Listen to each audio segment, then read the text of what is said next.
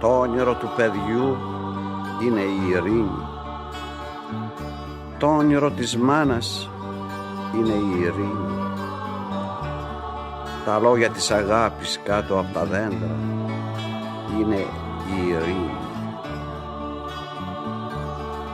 Όταν οι ουλές από τις λαβοματιές κλείνουν στο πρόσωπο του κόσμου και μες στους λάκους που σκάψαν οι οβίδες φυτεύουμε δέντρα και στις καρδιές που κάψε η πυρκαγιά δένει τα πρώτα της μπουμπού και η ελπίδα και οι νεκροί μπορούν να γίνουν στο πλευρό τους και να κοιμηθούν δίχως παράπονο, ξέροντας πως δεν πήγε το αίμα τους του κάκου. Είναι η ειρήνη. Η ειρήνη είναι ένα ποτήρι ζεστό γάλα και ένα βιβλίο μπροστά στο παιδί που ξυπνάει.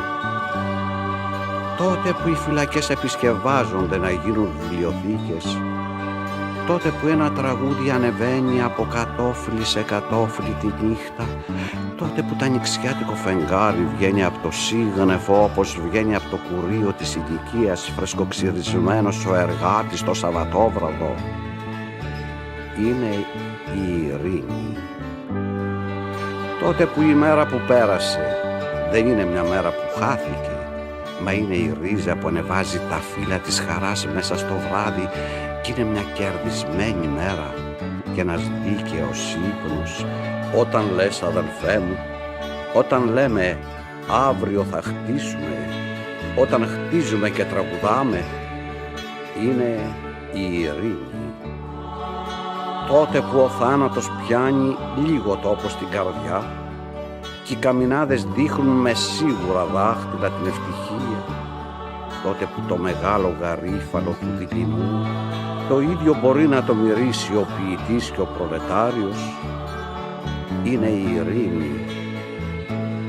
Η ειρήνη είναι τα σφιγμένα χέρια των ανθρώπων, είναι το ζεστό ψωμί στο τραπέζι του κόσμου, είναι το χαμόγελο της μάνας, μονάχα αυτό, τίποτα άλλο δεν είναι η ειρήνη.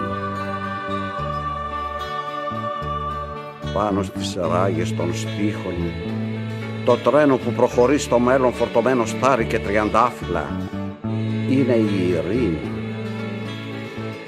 Αδέρφια μου, μες στην ειρήνη διάπλατα ανασένει όλος ο κόσμος με όλα τα όνειρά του.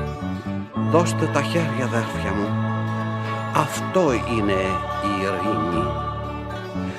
Δώστε τα χέρια, αδέρφια μου, αυτό είναι η ειρήνη.